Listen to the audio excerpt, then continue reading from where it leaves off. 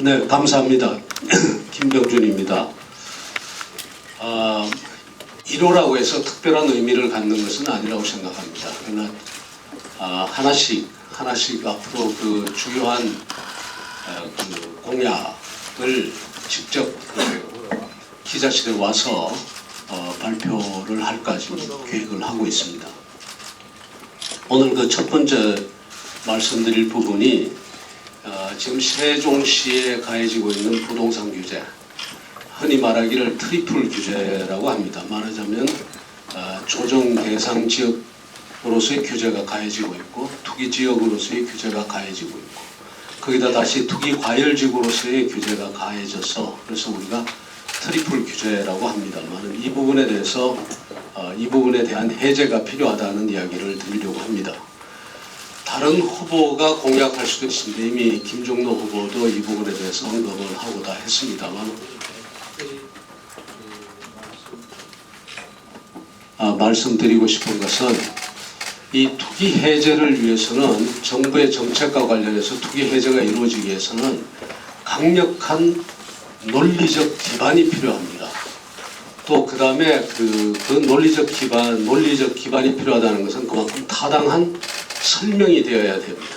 그렇지 않고 그냥 우리는 이러니까 투기 해제만 해달라 이렇게 해서는 안 된다는 생각을 저는 하고 있습니다. 그래서 그 제 나름대로 정부의 부동산 정책을 다뤄본 입장에서 제 나름대로 어떤 논리로서 이 문제를 풀어가면 풀릴 수 있다는 이야기를 드리고, 다른 후보들께서도 참조해 줬으면 좋겠다 싶어서 이야기를 드립니다.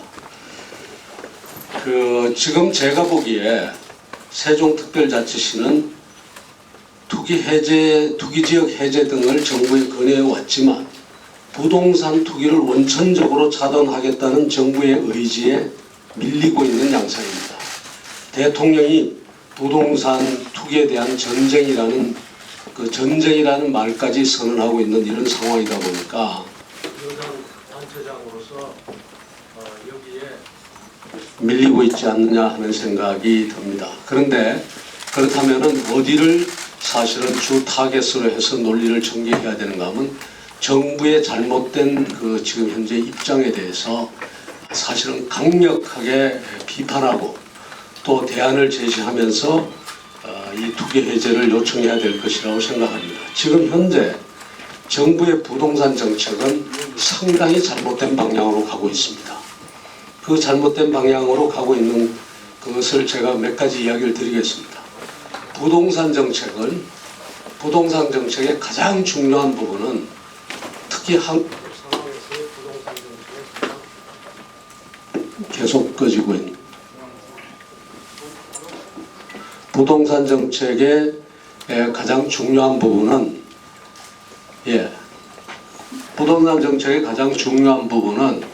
부동자금을 사실은 잘 운용하는 겁니다. 지금 현재 한국에서는, 우리나라에서 지금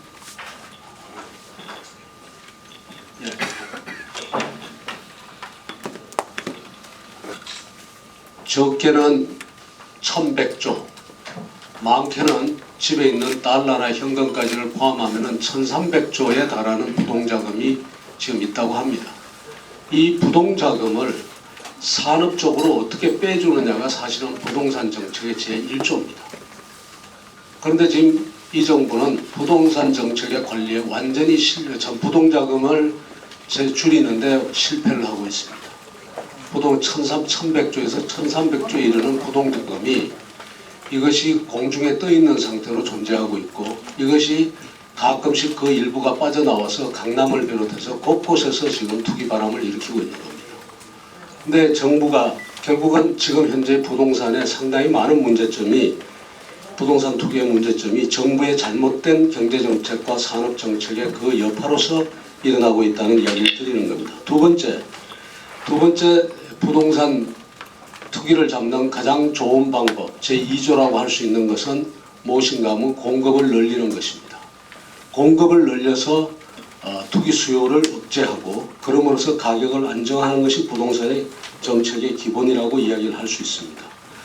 그런데 이 공급이 늘어나지 않을 때 우리는 할 수 없이 어떤 것을 쓰는가 하면 규제 정책을, 강력한 규제 정책을 쓰게 되어 있습니다. 그런데 아시다시피 서울의 강남, 서초, 강동, 송파와 같은 지역은 부동산에 대한 공급이 더 이상 되지 않는 지역입니다. 말하자면 토지 공급이 되지 않는 지역이고 신규 공급이 제한될 수밖에 없는 지역입니다. 집을 지을래 더 지을 데도 없는 그런 상황이죠.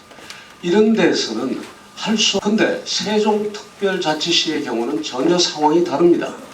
여기는 광활한 북부 쪽에, 지금 신도심을 넘어선 북부 쪽에 광활한 토지가 지금 존재하고 있습니다. 그리고 거기에 대한 나름대로의 개발 계획도 있고 또 앞으로의 계획도 있을 수가 있습니다. 토지 공급이 거의 무한대에 가까울 정도로 될 수 있는 이 지역에서 지역 개발을 통해서 공급이 늘려나는 정책을 쓰질 않고 바로 말하자면 이 신도심에 대해서 강력한 이렇게 규제를 가한다는 것은 이것은 주택정책의 근본 원칙에 어긋나는 겁니다. 이것은 어떻게 보면 정부가 마땅히 해야 할 개발이나 공급을 하지 않고 규제를 쓴다는 의미에서 일종의 정부와 지방자치단체의 직무유기라고도 할 수 있습니다. 그래서 그 미개발 토지를 개발하는 이 부분에 대해서 저는 앞으로 강력한 대안들이 필요하다고 봅니다.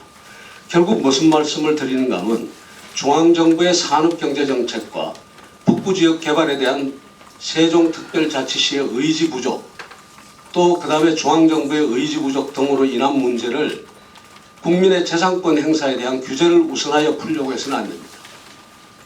헌법이 보장하고 있는 재산권인데 이 재산권을 보호하기 위해서 여러 가지 노력을 해야 됨에도 불구하고 그러한 토지 새로운 택지의 공급이라든가 이런 부분을 뒤로 하고 오히려 규제 우선으로 이렇게 가는 것은 이것은 헌법적 원칙에도 맞지 않는다고 봅니다. 더욱이 세종특별자치시의 지난 2년간 주택가격 및 집가 상승률은 소비자 물가 상승률을 밑돌고 있습니다. 이는 투기지역 지정과 투기과열지구 지정 그리고 조정 대상 지역 지정 이 세 가지 규제 지정 조건에 다 이르지 않습니다. 세종특별시 그래서 그러다 보니까 세종특별자치시도 앞서 말씀드린 것처럼 투기지역 규제 해제를 요청하면서 제대로 논리를 세우지 못하고 있는 것으로 보입니다. 이런 이 재정 악화 등을 굉장히 주요한 말하자면 투기 해제의 그 이유로 설명을 하고 있는데 이 정도 가지고 부동산에 대한 전쟁을 선포하고 있는 대통령의 의지를 어떻게 꺾고 그것을 넘을 수 있겠습니까?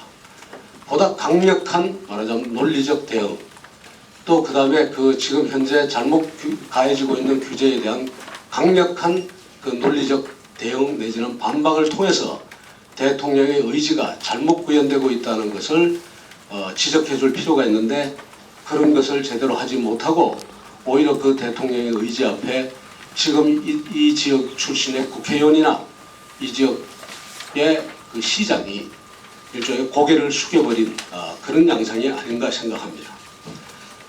제가 만일 당선이 된다면 정부의 부동산 정책에 대한 강력한 비판과 함께 이 비판은 제 나름대로 가지고 있는 논리적 근거 그리고 다른 여타 이때까지 일어났던 부동산 정책이나 국외의 여러 사례들을 가지고 이야기를 할 겁니다.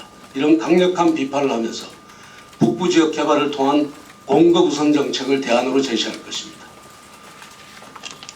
이러한 맥락에서 트리플 규제 해제를 추진할 것입니다.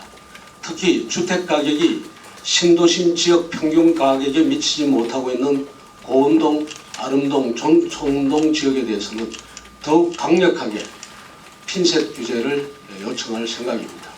아시다시피 지금 이 세 동의 주택 가격은 평당 한 1,200만 원 조금 우회하는 것으로 나타나고 있습니다만 이것은 도심 여타 지역의 평균 가격인 1,700만 원, 1,800만 원에 한참 못 미치고 있는 지역입니다.